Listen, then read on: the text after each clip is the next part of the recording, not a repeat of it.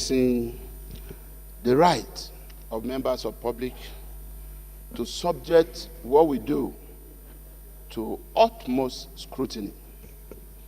And I recognize the fact that it is the people that can criticize the government, because we're a part of the government. The government cannot criticize the people. Also, I recognize the fact that it is the people that can dissolve the government. Government cannot dissolve the people. And on that basis, I feel we owe the Nigerian public an explanation, simply in this regard.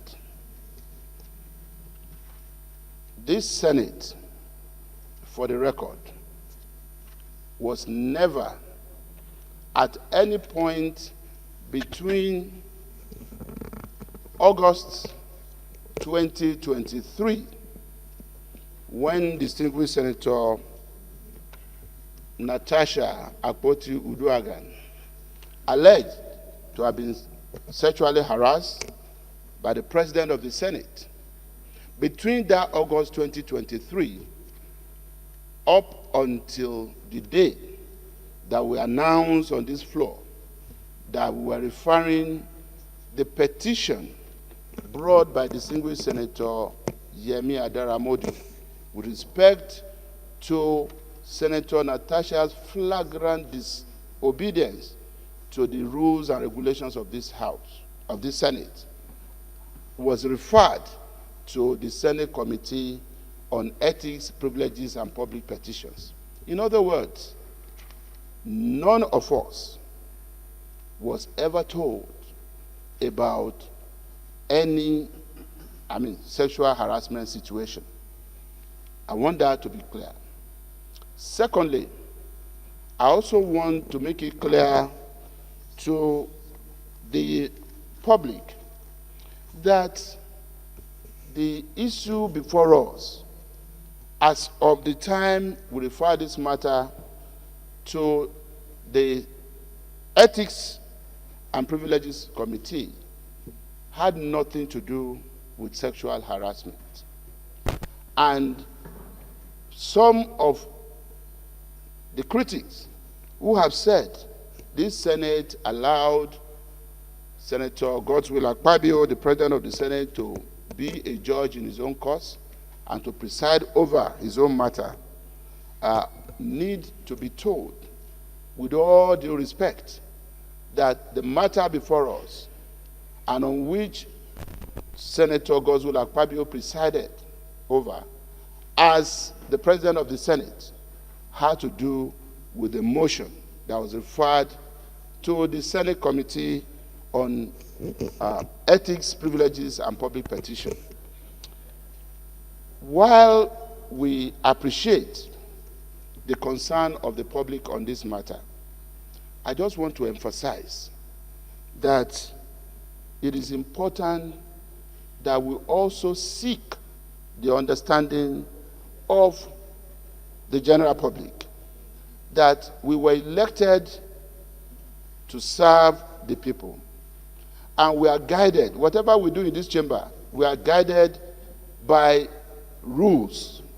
And these our rules are also drawn pursuant to the Constitution of our country. So it's not a rule of men, it's a rule of law. It's not about some men trying to gang up against a woman or anybody. It's about ensuring that our rules are respected. That is the only way we can guarantee peace, we can guarantee law and order. That is the only way we can have an atmosphere in which we'll be able to do our job and serve the Nigerian people. Again, some of the critics have also said we have no right to even suspend a member of this parliament or this Senate. Again, I will leave that within the context of jurisprudence, as the courts will always speak to that. But it is very clear on our rules as to how far we can go. And we are not of the opinion that we are in breach of either the Constitution or any of our rules. Again, Section 60 of the Nigerian Constitution confers on this Parliament the constitutional right to regulate its own procedure. And Section 1, subsection B of our rules book also makes it clear by reiterating that constitutional authority granted to us by Section 60 of our rule, of the Constitution, giving us the right to regulate our procedure. And suspension, as far as we are concerned, is the only alternative to the kind of anarchy that the nation witnessed in the past, where members of parliament had reasons to shout, to get physically engaged with each other, to engage in acts of violence, to tear each other's clothes, and, do all manners of things. We are moving, thank God that we are moved away from that. It also shows that democracy is growing, nascent as it might appear to be.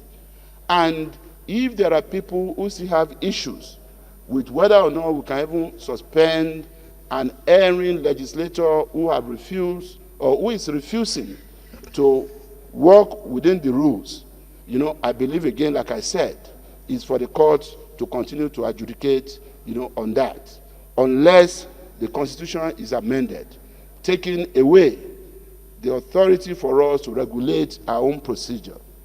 And then, of course, with respect to the question of whether or not we are to, follow our rules, let me emphasize that the seventh schedule to our Constitution, the seventh schedule to the Constitution of the Federal Republic of Nigeria, 1999, as amended, is clear, and it contains the oath of office that we are all made to take before we assume office as senators. And in that oath, we all swore that we will uphold this Constitution, that we will make laws for the good governance of this country, and that we would also, in every step that we take, obey the rules and regulations of this Senate. We swore to that oath. And it is for this Senate as an institution to ensure that everybody abides by that oath.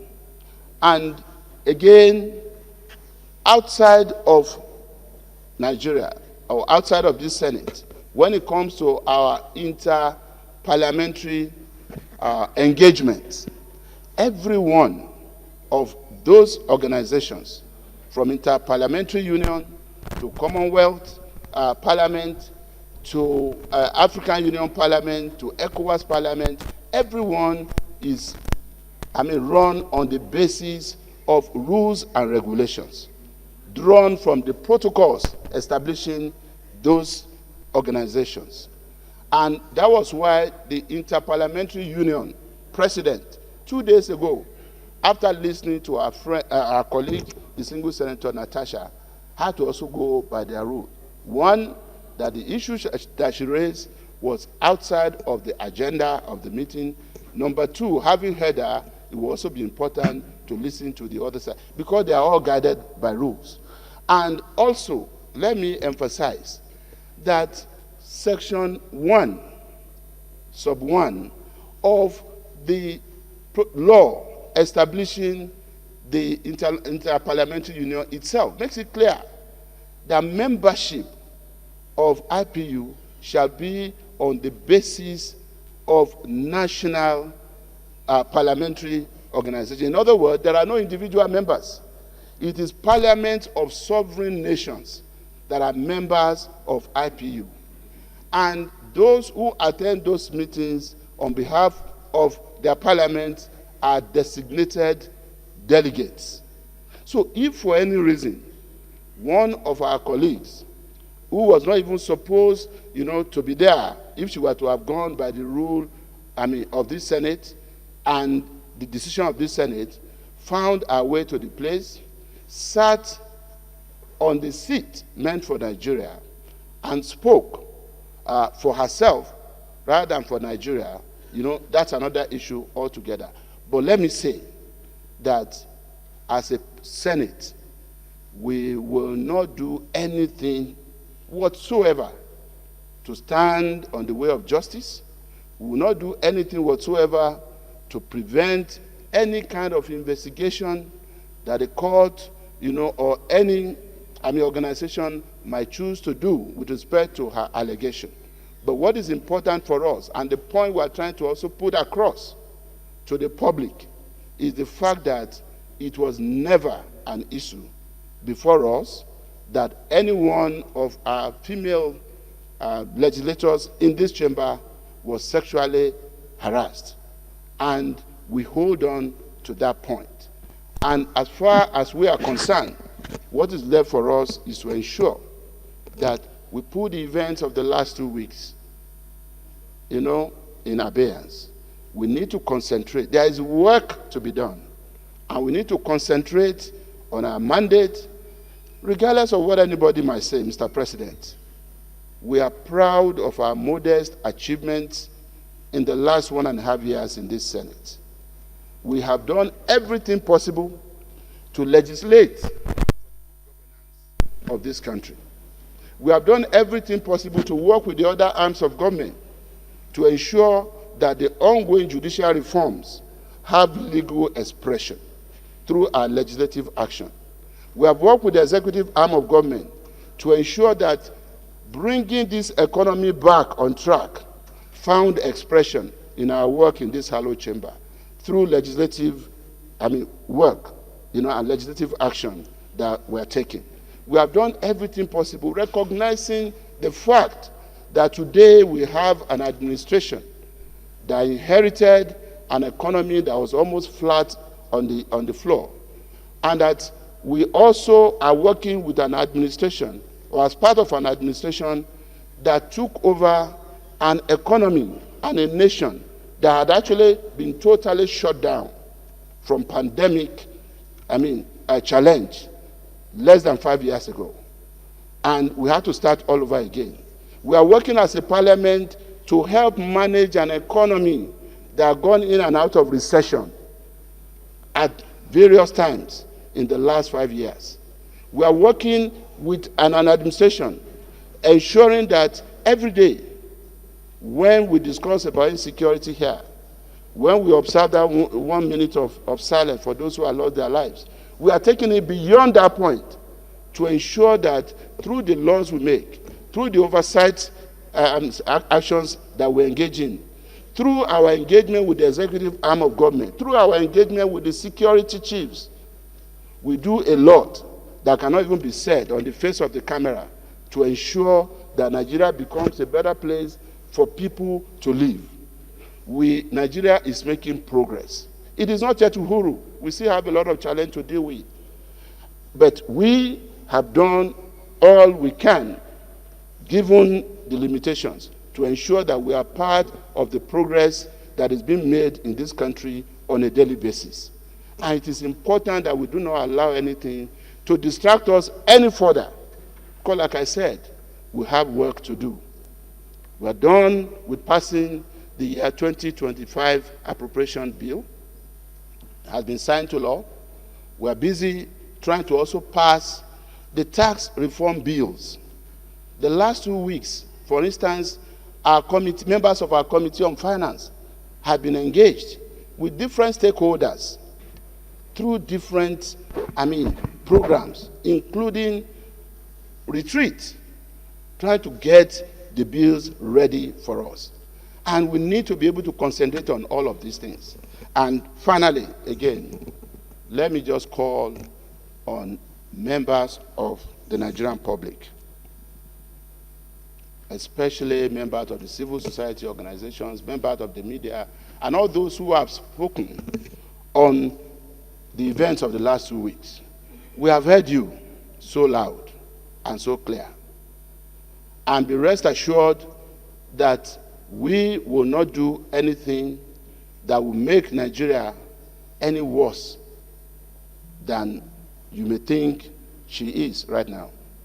We have hope in this country, And we know that things will get better, things are getting better, and we'll continue to work, in overriding public interest to ensure that we move this country forward. We have heard you loud and clear, but we need to concentrate on our work. So if we do not debate this matter any longer, if we do not appear on media houses to discuss this matter, if we choose to just be silent on this matter and let, the court do their job and let, things just take their natural course, know that it is a deliberate decision on our part, it is intentional, and we are doing this in order that we do not get distracted. And we thank all those who have expressed concern, especially in the civil society. But in thanking you, we also beg you, in overriding public interest, that you please be objective in your analysis, and that you also save energy for those genuine victims of sexual harassment who will also need your time and attention. Mr. President, I thank you so much. And in rounding up, I just want to say that it is the candid opinion of this leadership, in consultation with distinguished senators here, that we do not only stand united around our mandate, but that we also communicate this clearly to members of the Nigerian public, by moving a vote of confidence in the Senator Godswill Akpabio leadership of this Senate, and in also thanking the entire senators for the ways they have handled this matter. I thank you, and I so move. The minority leader. Thank you very much, Mr. President. Very distinguished colleagues.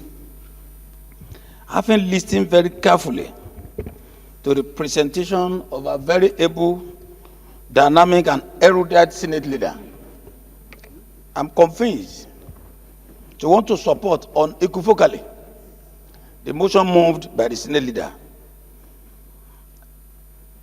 Having explained to the whole world that the deliberation of this Senate was based on the matter that happened in this chamber on the 5th of February, and that we are guided by our rules, I therefore moved that I second the motion on vote of confidence on the President of the Senate, Senator Godswill Akpabio, of the capacity and capability, because it's leading us well. I so second. Well,